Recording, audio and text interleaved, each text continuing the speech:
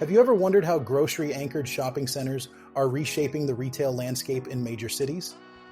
Welcome to the Commercial Real Estate Insights Podcast. I'm your host, Steve Hamoen. Let's get right to it. In recent years, there has been a noticeable resurgence in the appreciation for brick-and-mortar retail, particularly in open-air, grocery-anchored shopping centers. Regency Centers is at the forefront of this trend, strengthening Los Angeles' retail landscape with strategic developments that cater to the evolving needs of both consumers and retailers. According to LA Business First, these centers serve as community hubs, benefiting from consistent foot traffic driven by necessity-based retailers and service providers, including best-in-class grocers. The emphasis on a curated merchandising mix that includes both national brands and local businesses has proven resilient over time. Retailers are blending physical stores with e-commerce solutions to enhance customer experience, such as curbside pickup. With economic uncertainty, disciplined capital strategies, including low leverage and targeted investments, have become crucial. Sustainability is also a priority, with a focus on energy-efficient properties and community-focused developments. One of Regency Centers' most ambitious redevelopments is taking shape at the corner of Third and Fairfax in Los Angeles, known as Bloom on Third. Formerly Town and Country, this mixed-use destination will feature a new Whole Foods market, additional retail spaces, and the Daphne, a residential component with 311 apartment units. This project, set for completion in 2027, aims to honor the site's legacy while delivering long-term value for the community. Westlake Plaza and Center is another example of the enduring strength of grocery-anchored retail.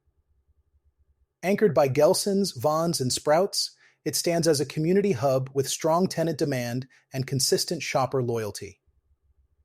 Its diverse mix of grocery, dining, and specialty retail ensures it remains a go-to destination for daily needs, with tree-lined paseos and inviting gathering areas promoting dwell time. Regency Centers' active capital allocation strategy and transformative redevelopment projects serve as a blueprint for success in the dynamic real estate market. By staying ahead of trends, embracing innovation, and fostering community engagement, Regency continues to shape the future of real estate in Los Angeles and beyond. For more information, visit regencycenters.com. Downtown Dallas is on edge as AT&T, one of its most significant tenants, evaluates its real estate strategy. With the lease at the iconic Whitaker Tower nearing expiration, the telecom giant's decision is highly anticipated by local business leaders. According to a real estate executive, AT&T's presence is crucial to the downtown area's vibrancy. However, the executive also noted that the company's reassessment of its space needs is a routine part of business and not necessarily cause for alarm.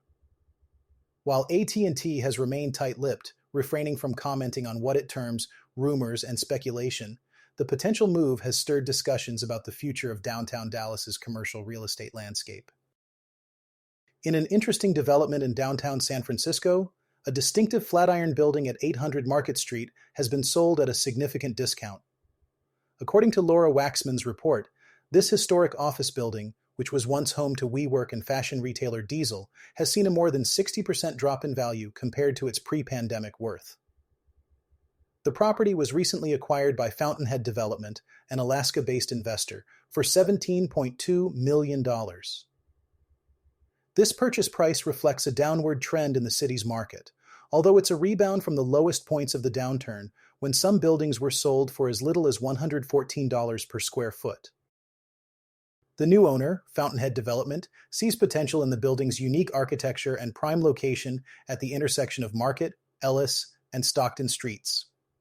Wyatt Cerny, Fountainhead's Vice President of Real Estate, has expressed enthusiasm for revitalizing the building, which underwent extensive renovations over a decade ago to meet modern standards.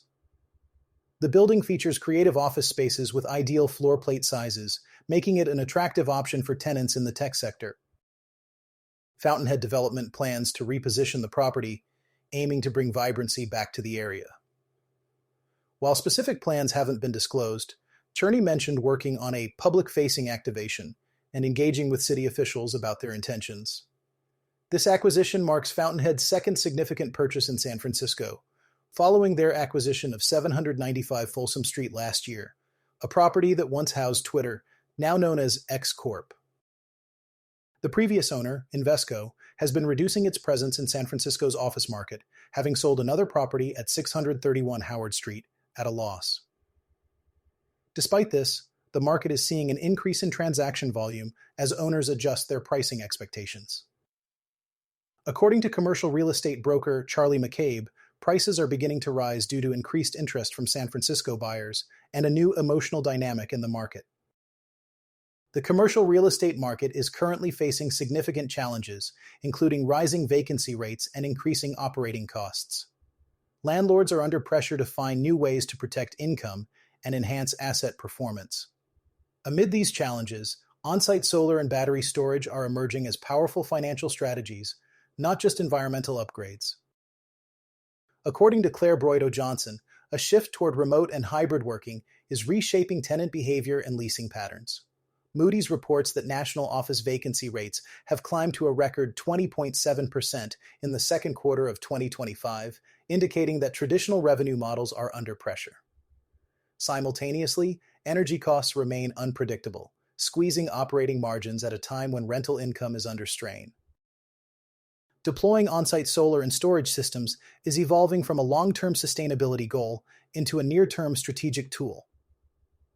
By passing solar savings onto occupants through lower energy bills, landlords can offer a compelling amenity that helps close leases, secure renewals, and strengthen tenant relationships. This positions landlords as forward-thinking stewards of the built environment. Thanks to maturing financing models like power purchase agreements and roof leasing agreements, the benefits of solar are now within reach for a broader range of commercial property owners without requiring upfront investment. Solar technology has advanced significantly, with panel prices falling by more than 40% over the past decade and efficiency gains allowing systems to produce more energy from the same surface area. Battery storage adds a new layer of value, offering energy resilience by storing excess solar energy for use during outages or at night. For tenants whose operations depend on uninterrupted power, the combination of solar and storage provides a compelling incentive to stay and grow within a property. Property owners exploring a solar strategy should partner with a reputable local installer or engineering, procurement, and construction firm. These experts can evaluate which buildings are best suited for solar and guide owners through the financial landscape, including federal, state, and local incentive programs. Alternative financing solutions like power purchase agreements allow a third party to install, own, and maintain a solar system on a property.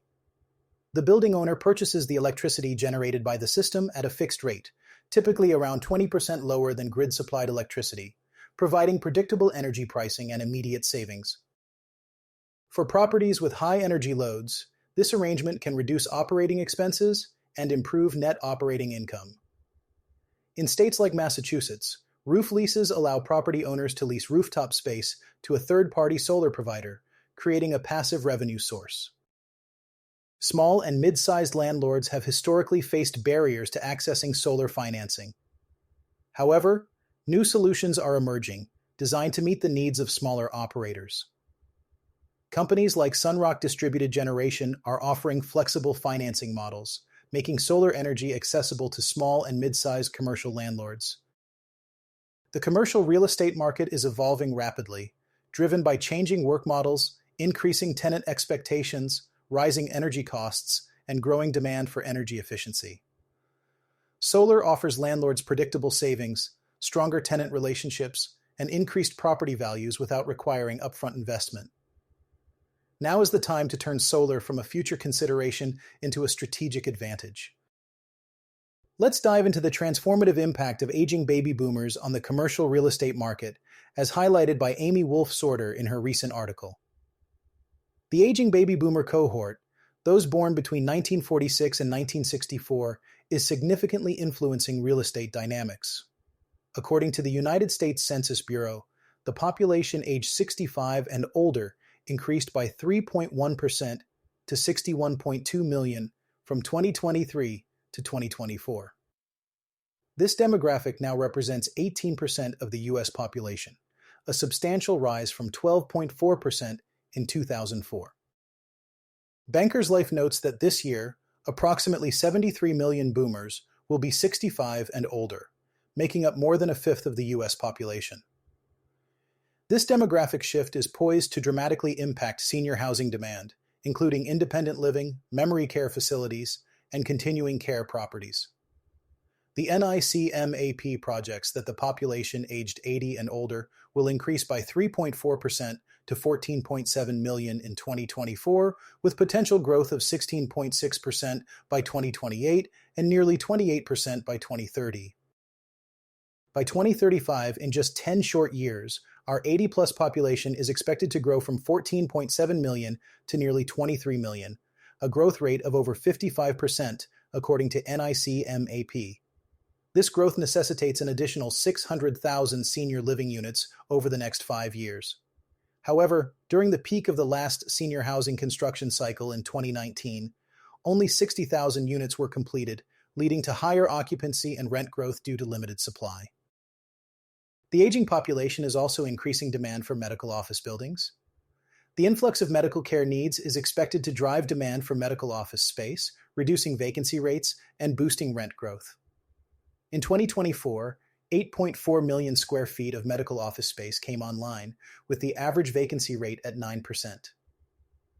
However, a shortage of doctors and medical personnel could pose challenges in meeting the growing demand. According to Marcus and Millichap, roughly a third of net U.S. job creation over the past year ended in August was in healthcare, reflecting the growing need for medical services as the population ages.